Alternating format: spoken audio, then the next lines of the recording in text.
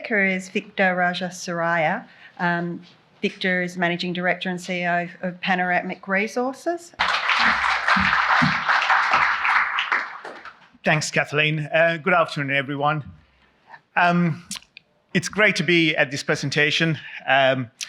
It's the second time I've been here, so I'll give you a little bit more color in a second. But I've got a very exciting story. It's about Panoramic Resources as we bring our project into production. So it's a nickel, copper, cobalt producer. We are going to be producing in about 4 weeks' time. So it's been an exciting journey, and next month is going to be a critical month for us. The picture you see is our plant at Savannah. It's just getting ready at the moment to come into production. So as you've heard today about the nickel, the copper, the cobalt, I guess that the EV market is chasing, and we certainly will be pumping some of those over the next 12 years or so. Just before I get into the detail of the business, a very quick thank you to Paydirt for giving me this opportunity. So last year, that was my first time. I was the 11th batsman. You know, I had the 5 o'clock slot. And this day I feel like I've been promoted and I'm now playing middle order. So, you know, who knows, next year I could be opening bat and bump Dan Locker out, you know, so we will see. But over the last 2 weeks, Paydirt has been promoting this conference, and they called Panoramic Resources on social media as, you know, we are taking a line and length approach to starting this project. And certainly, I copped a lot of banter on social media over the last 2-3 weeks. And coincidentally, last weekend was the cricket season starting, and I had to play cricket. And I was, you know, under the pump. And anyway, I kept my line in length, and sure enough, ended up with good score, as you can see on the right-hand side, and got the man of the match, which is fantastic. And just another thing to note, AJ came third. AJ is from Black Mountain Metals. He tried and he tried, but I still beat him. Anyway, so I'll get to the business now. So listen, I'll skip through the usual disclaimers. I'll talk about the corporate overview. So we have about 2 billion shares on issue at the moment. The share price is 20 cents and gives us a market cap of $410 million. At the end of September, we had $45 million in cash, and we've also drawn down on our debt from Trafigura for US $30 million. So we are well funded, but we're definitely our share price is quite cheap, given that we are coming into production next month. On the shareholder side, our largest shareholder is Western Areas at just under 20%. You heard from Dan Locker today. He's a very happy shareholder that he's even sponsoring the lunch today on our behalf. Our second largest shareholder is Zeta Resources. And they've been a supportive shareholder since 2013. And our third largest shareholder is Wyloo Metals, which is backed by Andrew Forrest at just under 5%. On the management side and the board side, it's a very experienced board. Nick Sonata, who's our chairman, and myself, we are mining engineers with operational experience. And the rest of the board is experienced in a vast field, and a very supportive board as well. Grant Dyker is our CFO. He's been warming up in the nets, starting to catch all the cash flow that we'll be generating over the next while. On the project itself, so to get to our site, we're in the Eastern Kimberley. So you have to fly from Perth to Kununurra, or you could fly from Darwin to Kununurra. And then you drive down the Great Northern Highway, you go past the now shut Argyle Diamond Mine, and you get to our site. When we start producing concentrate, we will be trucking all the way up the Great Northern Highway to the Wyndham port, and then we'll be shipping it to China. At the moment, it'll be going to China. The picture in the middle is our tenement package. I'm not a geologist, so I'll keep this simple. The green bits are the ultramafic that is highly prospective for mineralization. And right in the middle is the Savannah complex. And you could see that all the exploration that we've done to date has been concentrated in that area. Over time, though, we'll go into the broader tenement package and explore. And we continue to be surrounded by IGO on all sides of our tenement package. The third picture tells you the layout of the mine. The old Savannah mine, which is the grayed out bits, was mined over 12 years. And during the 12 years, just as a side note, we actually paid out about $114 million in dividends to our shareholders. The Savannah deposit still has some remnants, which is the colored bits you see. And the new Savannah mine is the mine to the right-hand side, which we are now planning to mine. Over the last 12 months, we concentrated on de-risking the project. So we worked on the fresh air raise, which is the blue vertical line. That's now completed, so that'll provide adequate ventilation for the life of mine. And we also decided to open up some of the levels in Savannah North in anticipation of a production production at the right time. That right time arrived in April this year when we completed a conservative, well thought out feasibility study, which gave us some really good economics to justify restarting. What we are doing this time around is we said we'll go with a contractor model. So we picked tier one contractors such as Barminco to do the underground mining and Primero to run the processing plant when we start. The nickel price was certainly looking healthy as well, so it gave us good confidence. And we wanted to make sure that the balance sheet was quite strong. So what we ended up doing is we gave Trafigura an offtake agreement for 5 years in return for a debt facility of US $30 million and another revolving credit facility for another $15 million to make sure that we are well funded. We then took it to the board, and the board gave us the green light in April to restart the operation.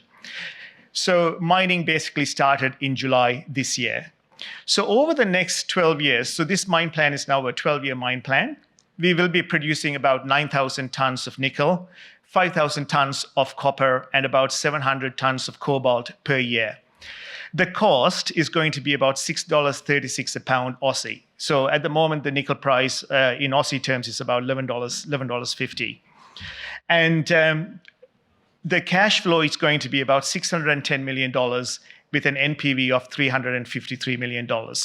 Now, this is based on a metal price that we used in April, and you could see that on the slide, which is much lower than what the current metal price is. And I'll talk about the impact of the metal price on a couple of slides. I mentioned earlier that we are starting with it's a conservative mine plan. And what I meant by that is, even though mining started in July, we said that we'll build a stockpile. We'll build an ore stockpile on the surface of 100,000 tons before we start the processing plant. The reason was so that when we start the processing plant, it's going to run steady. We don't have to shut it down frequently, and there's a steady supply of concentrate coming out. So we anticipate that processing will start in the next, in the first week of November. That's been our plan all along.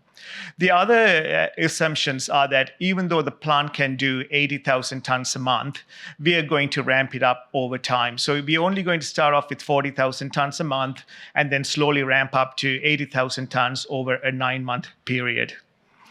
The biggest conservative assumptions are around the mill recovery and the dilution factors that we applied to this study. So Savannah ran for 12 years. We've got good data. And during that 12 years, the recovery from the processing plant was about 86%, whereas we are running this study at the moment at 83%. So certainly a lot of upside there. And the same thing to do with the mining dilution. So we are running the grade of the underground mine at about 1.23% nickel. That includes a 22% dilution of waste coming into the mine. Whereas Savannah, when it ran previously over the 12 years, the dilution factor was about 12%. So that's why when you look at the graphs below, you could see the grade at 1.23. And the bars itself, you could see in FY22, we are not at the 1 million tons per annum. We are only at about 600,000 tons. And you could see the pictures on the side, which are massive sulfides that we are currently mining through as the development is taking place at Savannah North.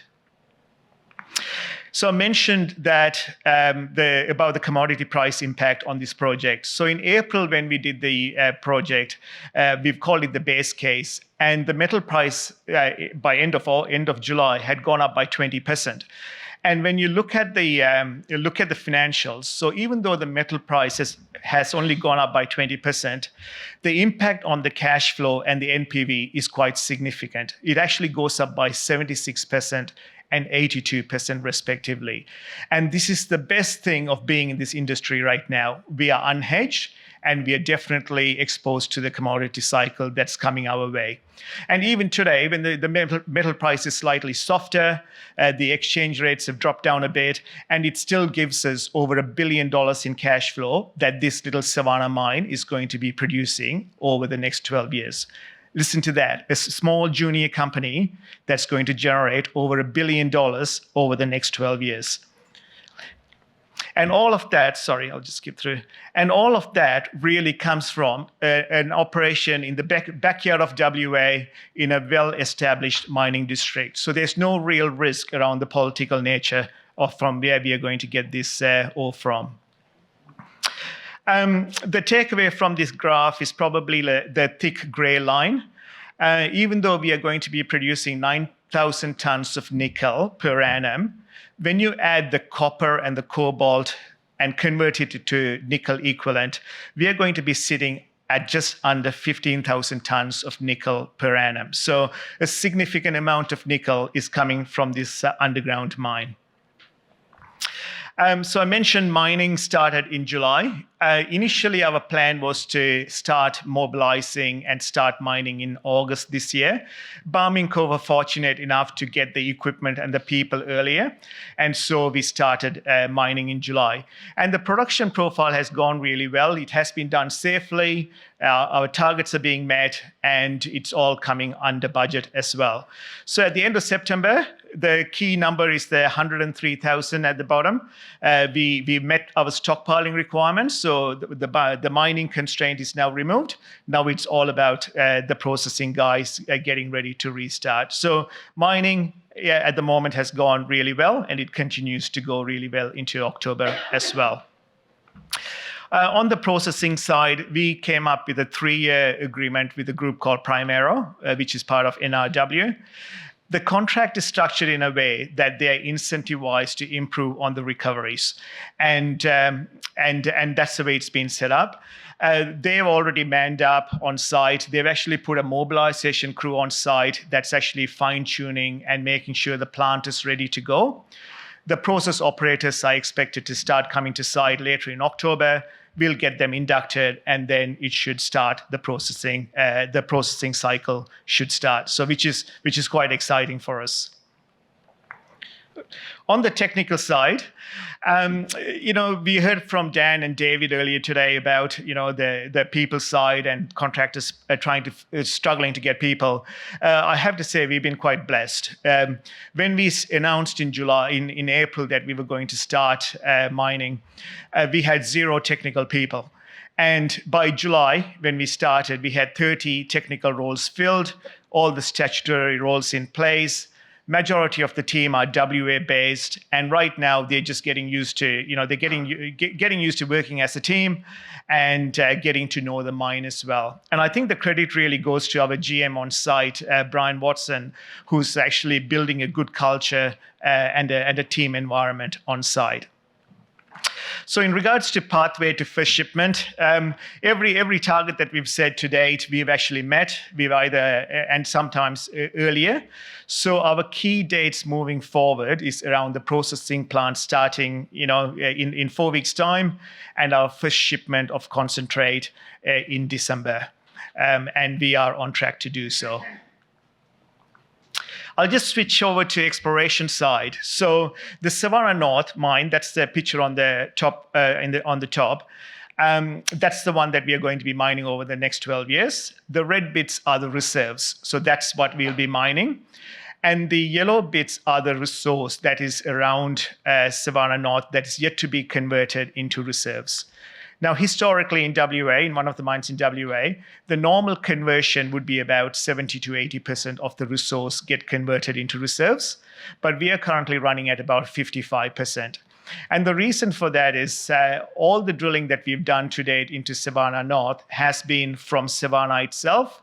The holes are getting a bit longer, And our plan is, as we develop Savannah North, we will put some drill platforms and we'll drill and define that ore body much better.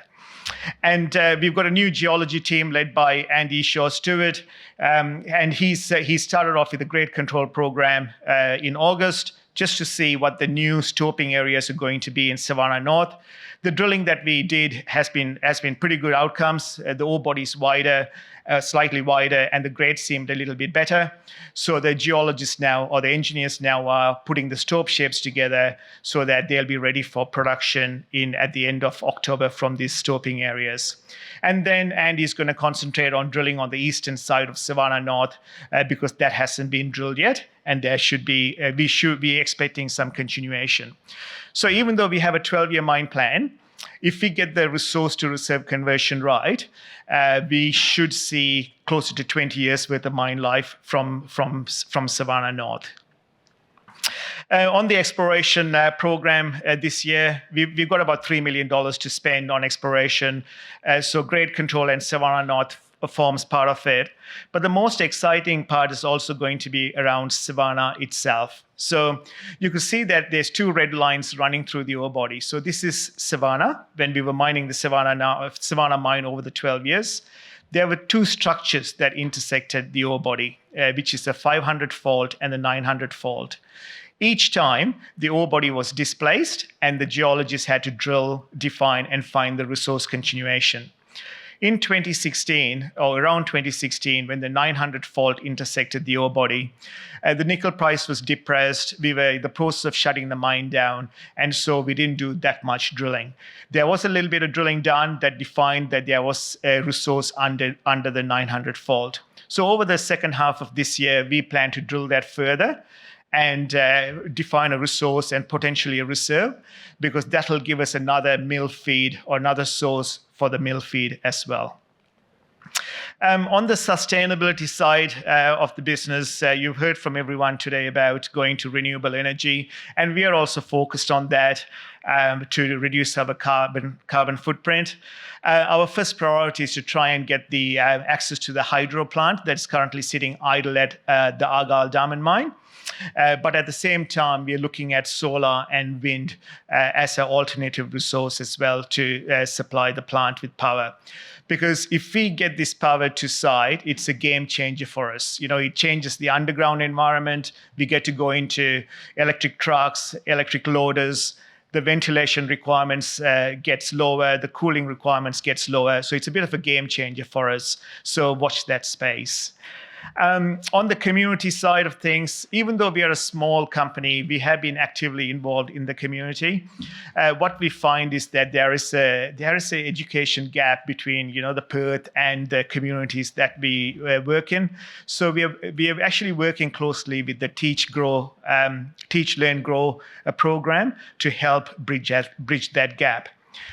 And over the 12 years, when Savannah was operating, we paid out about $14 million in royalties to our traditional owners.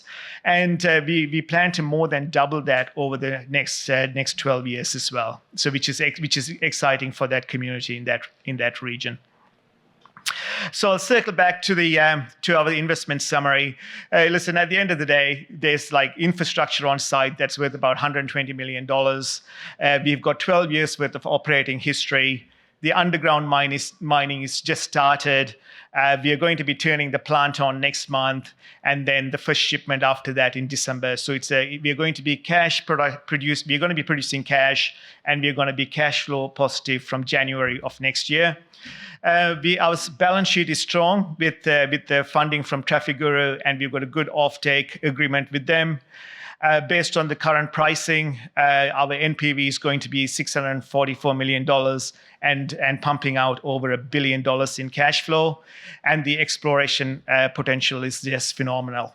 So listen, you'll be sitting here thinking about becoming a shareholder, or if you're existing shareholder, you'll be thinking of maybe topping up. And you'll be, over lunch, think about it. Keep in mind that Western Areas, our number one shareholder, is a happy shareholder, and he's shouting you guys lunch today as well. Okay, thanks.